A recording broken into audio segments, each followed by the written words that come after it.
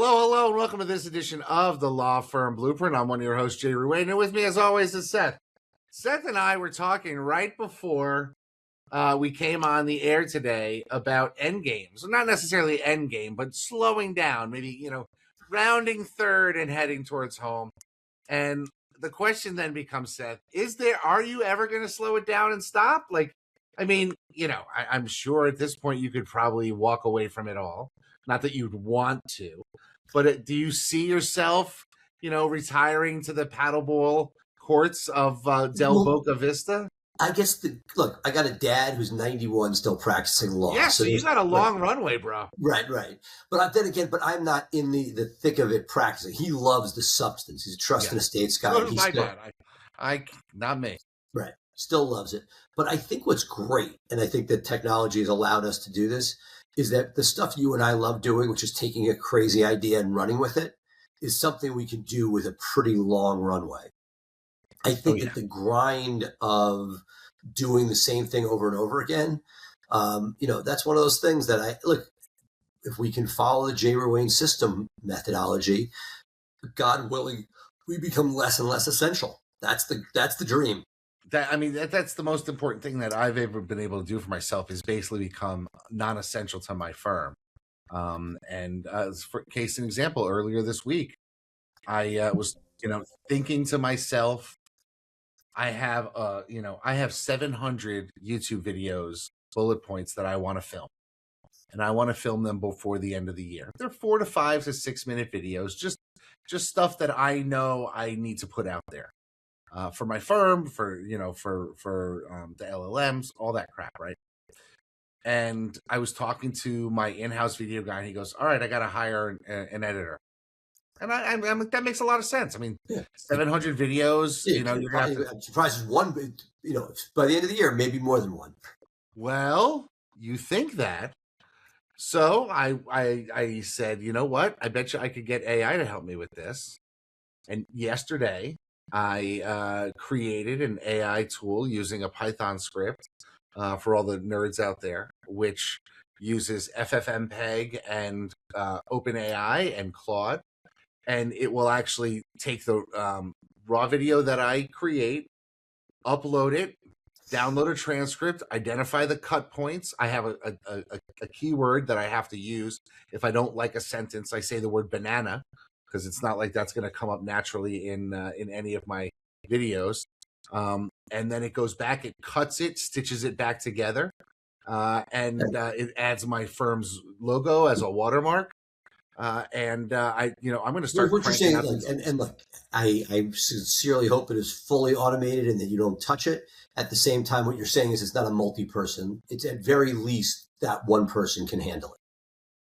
Well, the great thing about it is I can now have a clean folder of these videos with a YouTube description, all the hashtags. It's all created by AI. And then I can have one person watch the video that I've cut, give it a thumbs up. Okay, this doesn't get atrocious. And he could watch it in 3 times speed. And we could be putting up 20 videos a week That's awesome. by next week. And that means that I'm going to crush these, before the end of the year, I'll have all my videos done. That's awesome. And so I didn't have to hire an editor. Well, look, I had to hire an intern. As my grandmother said, your lips to God's ears. Let's make sure that it looks good and it's there. It's funny because I now, with videos on air, there are a number of people still using the AI avatars, and they're pretty good. But they're just, at the moment, they're still slightly off. It's not bad. It's filler video, but it's getting there. What I've noticed, my friends who do a lot of videos, if they are well polished, if they are perfectly lit, have the underbed of music and all that stuff, no flubs, and they've gotten really good at doing videos, they'll get comments from people, "Oh, this is AI." Oh, really? Like, no, dude, it was really me. Like, to the point where they're like, we're going to have to be Lee Harvey Oswald and hold up today's newspaper and say, I'm a legit person. And today's video is X, Y, or Z. But I have seen some AI avatars that are just astoundingly good. What I was going to say is to pivot to a continuation of what we started with about, slowing down, exits, etc. had some data points that I wanted to share with you, which was had a discussion with one of the larger groups that has rolled up firms.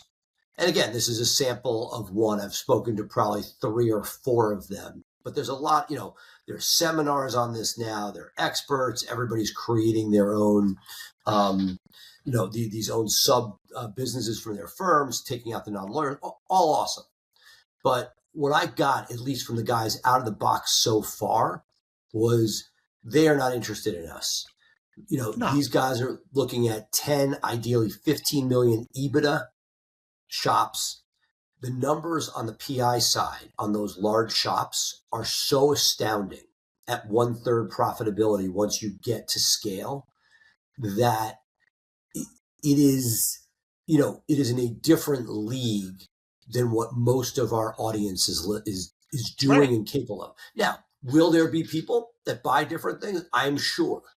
But what I'm seeing is the first early movers that are getting all the headlines, that are getting the 8x valuations, all of that we are not seeing. That is not like, oh, Jay's going to get X because 8x because somebody else got 8x. I am, when we started this, we always looked at law firms being worth 3 to 5.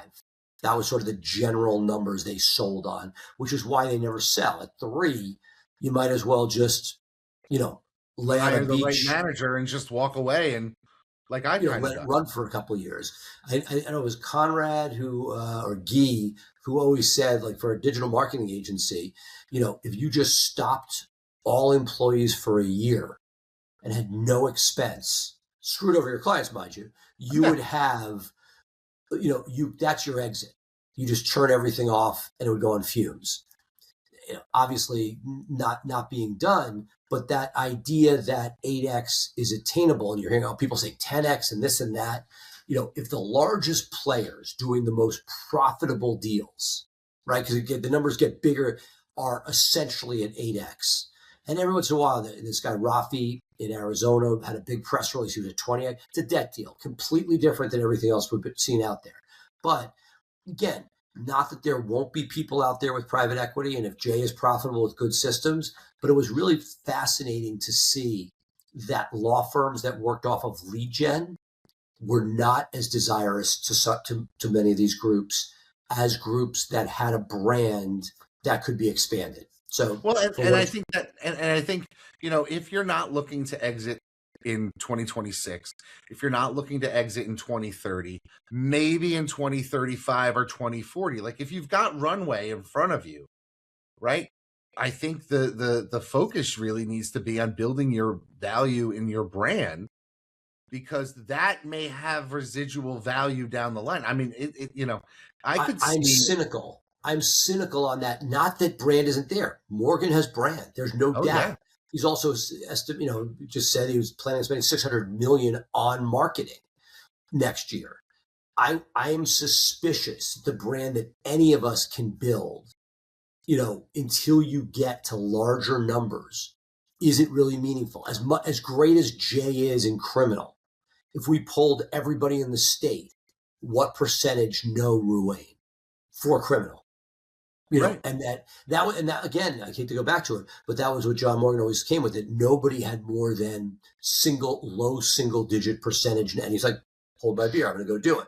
So it's one of those ones that brand is so it's everything, but it's also for most people elusive. And I always just had this joke, particularly as I built BluShark, but it could be used in price benefits as well, that whenever we talk about, oh, this was for brand, that's why it didn't make any money. Now, obviously, brand makes money in the long term, but if I went to a trade show early on and nobody, like, I'll give you an example of the legal tech show. Everybody's there, everybody's busy, everybody's talking to each other, but no business gets done. Right. I'm being facetious. I know some people do business, but in my world, they weren't, at least the marketing space. So it's good for branding. Well, that's not untrue, but there's still also no revenue. So, it's a fascinating, the idea that so let me ask you this then. What percentage of a marketing budget should be devoted to brand and not expect a return? I 10% don't. of your overall budget should You're not go gonna like my towards. answer because it pisses You're you going to off. say it But depends, aren't you? well, I mean, right, and because there's what's your if you're in year one versus you're in I see guys who have a 5-year exit. Brand shouldn't be a huge part unless you have brand you're building up. But what is it? Meaning for most of, I mean, what percentage are you getting from digital? And understand there's some brand in there, but it is really hard to, you know, if you like anything else, it's hard enough to get people to spend money on marketing that has return.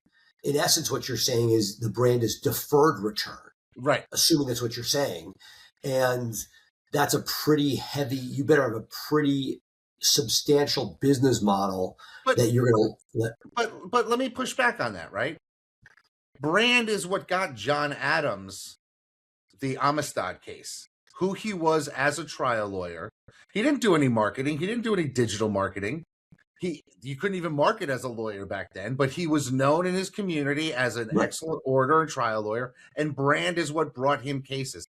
Abraham Lincoln got cases. Clarence Darrow got cases. Right, but that's time out. But I'll put those using those examples, and I understand the world's evolved, but I'm gonna stick with that for a second. If J. Rue Wayne is branded as the guy and you're no longer there, what is it worth? Meaning those cases went to that lawyer. Ask the Cochran firm. He's still. I guarantee you, there are people still calling because they don't know Johnny's been understood. dead. But that goes back to my theory that unless you get to that elevated level where it has sustainability, and I got to tell you, look, it's a great example. And the people started that are dear friends of mine. And I actually took that brand and tried to use it in the DC market. I would argue at this point for them, they have branded something well beyond Johnny Cochran. We still care about Johnny Cochran. Sure. The under 40 crowd doesn't really have him on their radar. Here's a perfect example of that. Okay. And I had no idea we were going this way, but last week I took my son to go see the Book of Mormon on Broadway because he's really getting into his theater at his high school. And I wanted to, have a bonding moment. It's as good as it gets. It's just short of Hamilton. And so they have a scene in the movie where in the Broadway show where they go to hell. And in hell, there are 4 dancing people. There is Genghis Khan, Adolf Hitler, now Jeffrey Epstein, right? Before it was Jeffrey Dahmer, and they've changed it to Jeffrey Epstein, and Johnny Cochran. Johnny Cochran's been in the show, and he puts on the glove, and I'm the one who got OJ off, blah, blah, blah. And so the explanation is those 4 guys are in hell together. And my son goes, Hitler, Genghis Khan, Jeffrey Epstein, who's the other guy with the glove? He's 15 also, years there's a old. bunch of stuff. It's also like a lot of stuff is not aged well. That does, But that's how a guy who's following the single greatest jurisprudence, context out there is put with those guys. Obviously, it's a cheap laugh, but the fact that your son doesn't know him. So I tried using the name. I was given permission to use the name for criminal defense. Didn't resonate. Or if it did, it was people that had no money and thought Johnny Cochran was going to come rise from the dead and get their kid out of jail. I'm like, first of all, he's not alive. Second of all, he's really, he's a civil guy. So each of those things I think is telling. And I think that the greatest thing that all this private equity is showing us, there's a negative, which is cost per cases. And I heard one stat that was scary. I don't know, was that, essentially one substantial firm that I'm familiar with doubled their spend last year. And in a market that Morgan came into did not get any further cases, like stayed even. So stayed even on double the spend. Yes. That's wow. How much private equity and, Morgan is in private equity, but it's his own, whatever it is, but that we are seeing that much of a change, particularly on that side. I have no doubt that they'll figure it out, for other practice areas, that someday there's going to be a jingle for a criminal defense firm, a jingle for a family law firm, just like there is for Domino's or anything else. That was, that, and that, but I would argue the thing that you and I have seen, we bemoan more than anything else in our discussions with people, our guests, our friends, is the irrationality, non-business sense of much of the micro legal community we're in. That there's that's the biggest problem, is that they don't know their numbers. They don't think to know their numbers. They don't understand basic visible business concepts. They believe in if I do better work, it's just going to turn into this magic pixie dust that delivers me cases. They don't know their cost per acquisition. They don't know their cost per lead. They don't know the percentage of wanted to signed cases. Like, it's amazing when I talk to people, and I'm not talking about like solos with a cell phone in the criminal space, who actually, at least the ones that I interact with, are having better, they know their numbers better than, that 50 to 60-year-old, 6-lawyer firm run by one guy, who's got, 2 or 3, equity partners, but they kind of just split everything, when that comes in. Those people have no idea their numbers whatsoever. Well, look, but it's not surprising. We talk about people that graduate law school. There's no business training. They said if math was involved, people would shut up and not listen to that day's lecture. And that look, I remember these life moments where culture became a thing. It was bigger than just me and Dave, and we had to be like, oh my God. And there is a culture. The question is, are you going to control it? One of Bill Biggs' sayings. And, I think the idea that it's a business, we talk about it, but even being humble, as good as we are, there have been years on the way up. It's like there was more money coming in than going out. As long as it's going large, I'm not going to, there were those. And again, we've gotten much more sophisticated. There's, much more coaching, much more sharing amongst lawyers. And I think, all of the different podcasts and seminars have gone a long way towards that. But it is lawyers understanding those things, and the changes, you get, there are a lot of guys who are phone book guys. We were internet guys. There are people that have cracked the code on social, and God bless them. But it's not, the idea that you're going to get the trifecta, that you really understand marketing, you really understand business, you really understand culture, and God forbid have good substance behind you. I mean, that's a 4-legged stool that most people are not sitting on. Right. Exactly. And the thing that's really interesting to me about this whole thing is that what I see, and I don't know about you've seen it in the greater legal entrepreneur category, is that you'll have a conversation with somebody and they say, I want to get to this spot. I want to have, 2 or 3 lawyers that are working for me, grinding the work, the right level paralegals. I get my marketing working, and they've achieved what they've wanted to achieve. And then they're like, well, I'm only really working 10 hours a week. I should scale more. And then they enter that trough period where now they need middle management, and that costs more. And then they're like, oh God, this is not what I wanted. They were almost great. And then they said, I have nothing else. I might as well scale more. And I think this really goes back to, you kind of have to really put a lot of thought into, where do you want to be? And we had a great mastermind a couple of weeks ago, facilitated by Bill Umansky. And we had somebody get up and it was like, I've achieved what I wanted to achieve. I'm 10 years out of law school. I've got the firm doing what I want to do. I've got, enough revenue coming in. It's going up modestly every year to keep up with inflation. Do I need to scale even more? But I'm happy where I am. And that was the thing. Like, well, if you're happy where you are, don't just scale for scale's sake. And I think some people fall into that trap because they're like, well, I'm free. I've got nothing else to do with my extra 30 hours a week. I might as well scale. And maybe the better thing for you to do at that point is to get a hobby, have a life outside of law. Look, but also we see that. I've known, in the 20 years I've known you, our priorities have changed. Our need for money has changed. An extra kid comes along. I mean, you're like, your family vacation is not for the faint of heart. So even if it's, again, there are different ways to do it. You don't need to, you can live within different means, but then I think that people, what you think you need at 25 and that vision of, oh, if I'm just at that at 35, that's great. But is that really? So, okay. So then here's the question, I guess, for everybody in the audience, put it down in the comments where you see this. How often do you reevaluate what you want to be when you grow up? Is it something that you should be consciously working on every 5 years, every 3 years, every 10 years? Because I think you need to take some, conscious time away to actually process this and think about all these different permutations and issues that come in. I mean, I'm of the opinion that as long as I'm still moving, I can be more flexible and make changes. And I mean, because I'm not sitting in one place, I'm not stuck, right? And so if I need to pivot, I can pivot because I've already got movement, right? But the question is, how often should you be reevaluating yourself? I mean, how often do you sit down with David and say, okay, what's price benefits of 2030 or 2035? And, Do you have those conversations? yes and no.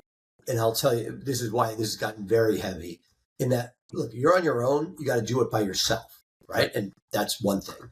But when you're with somebody else, the issue is people don't always know what they want. And I also know that people what you see in a mastermind somebody says is not always right. Because it sounds good in the moment. And so I'm a big believer that action speaks more than words. If somebody says, I don't want to be practicing law, many years you were saying that, but you were schlepping yourself to court. Right. You talked about the haircut guy that might see you and might give you a case. I'm being flippant, but my point is you talked one way, but your actions belied it. And so, and I no different than myself or talking to David, he wants things, but this guy had kids in his, at like practically age 50.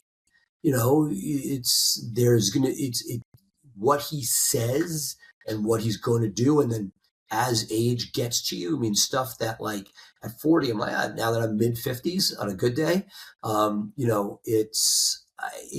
are different moments. A lot of us have aging parents with issues and mortality. And you're just, then these things become, I think, more complicated. So it's easy to say, yeah, you should start to have that. Just like, for culture, it's not going to be a one conversation to get culture changed at your firm. I think that what you are saying very aptly is it is something that you should have on your radar, because very often we just keep doing things, ad nauseum. Right. And that's not a good thing. No. And I think, if look, I finally extricated myself from the day-to-day grind of legal work. Could I pick up a file and head to court tomorrow? Absolutely. I have zero desire to do that. I'm willing to take less home every year and put extra bandwidth on my people, have extra people in different roles, because I want to have that sort of flexibility to be able to be like, yeah, I'm not doing it. But it also gives me the opportunity to be like, hey, I have this idea, like my idea to do the intake training AI that helps my intake team. Which and we adopted. Oh yeah, we are disciples of J intake training. Yeah, I mean that's the thing. Like you need to. I freed myself to have these crazy ideas, which is how I got ahead. It's good and bad. You were mentioning David Hanel before the show, a great friend of the show, and it's like this is a guy with more crazy ideas, and some of it is figuring out which ones to put the time into and which ones not to. Yeah, I do with this idea quarantine thing I took from Matt Holman in the non-billable hour 20 years ago. I read his blog, and I have a million ideas, so I write them down. I tape them to the back of my door, and I come back 45 days later. If it's still a great idea, I roll with it. But you'd be amazed how many great ideas I'm like, maybe not so great. Well, let's look at, there was one where, there was an opportunity. You have some, a piece of real estate that could be used for corporate events, right? It'd be great. And it could make money. But the question is that theoretically it's all outsourced, but we both know that starting something takes more of your gumption. I'll leave you with this. So you never know who you're talking to. So we're having dinner with another couple, neighbors of ours. We live in a very nice Bethesda suburb. And over the course of dinner, it peels out that they rent out the empty bedrooms in their house. They're now empty nesters. It started with one kid at home. They rent it out to sort of medium-term tenants from the local NIH, med schools, things like that. And they Okay. get people for several months at a time. Now, there's other people walking through on your floor that you live on with your wife. There would be other people walking around. You can't walk around in your underwear. Look at the face. If you're not watching Oh, this, Jay is making this oh, crazy face. Um, talking to a stranger at 9 o'clock in the morning in my house. or not. Let's say you don't even talk to them. You just have to pass them. You know what I'm Yeah. saying? Like, so again, No, my thank you. wife is you. She's like, absolutely not. Well, you're the extrovert. You're like, hey, who knows? She doesn't even want me in the house, right? Right, exactly. After she likes that I travel is that she gets more alone time. So the idea that, but conservatively, and they undercharge for what they're doing to get the tenants they want, they make $5,000 a month. This guy created a startup, and the idea that that's 60 grand a year that for an asset they already own, Right. that, and that with each thing there, we each have our no-go lines, and it's different when you have 4 kids sitting in the house. Huh. But the idea that, people do exchange students for no money. You know what I mean? If you get to that point, again, you have to like people, but it was just a fascinating, and I think that the counter side to what do you want to be? This guy said, you know what? I don't want to work for somebody. I want to create my own business.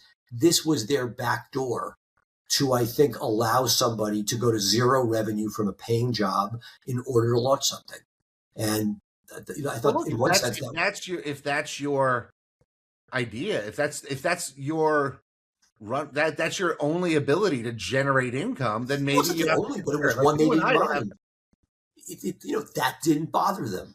If you had a side hustle that you enjoy, then great. When it becomes onerous or somebody really messes up your house. But anyway, it was just a great life moment. But I got an idea for our future show as we wrap up now, which is great because we learn a lot from our mistakes. What are some of the biggest mistakes that we've made in scaling the firms?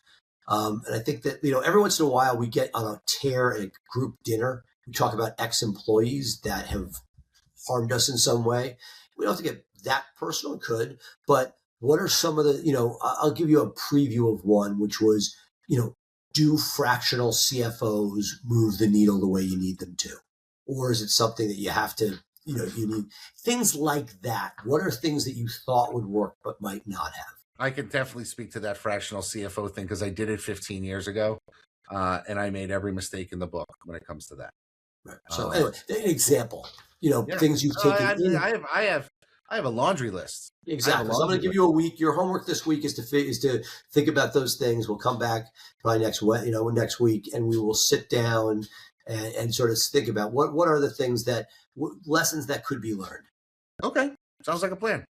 All right, folks, that's going to do it for us this week on the Law Firm Blueprint. Of course, you can take us anywhere you want to go by subscribing to the Law Firm Blueprint podcast, wherever you get your podcasts, be it Apple, Spotify, YouTube, wherever. You can catch us there. Of course, you can catch us live on LinkedIn, Thursdays, 3 p.m. Eastern, 12 p.m. Pacific, as well as live on and in our Facebook group, the Law Firm Blueprint. For that, I'm going to do it. I got nothing left in the tank. I only got a couple hours sleep last night. I was up late binging The Agency on Paramount Plus. Great show, but it's very complicated. It's all about the CIA and all sorts of stuff. But it's one of these. It's a show that you can't scroll social media while you're watching because there's way too many pieces. And I decided to stay up until like 3:30 because it just kept auto playing and I was hooked. They do a great job with the hook at the end of the episode. So, folks, if you want a good show, The Agency, but make sure that you pay attention because every little thing matters. Seth, anything else? No, this is awesome, and look forward to next week. Awesome. I'm going to take a nap, folks. Bye for now.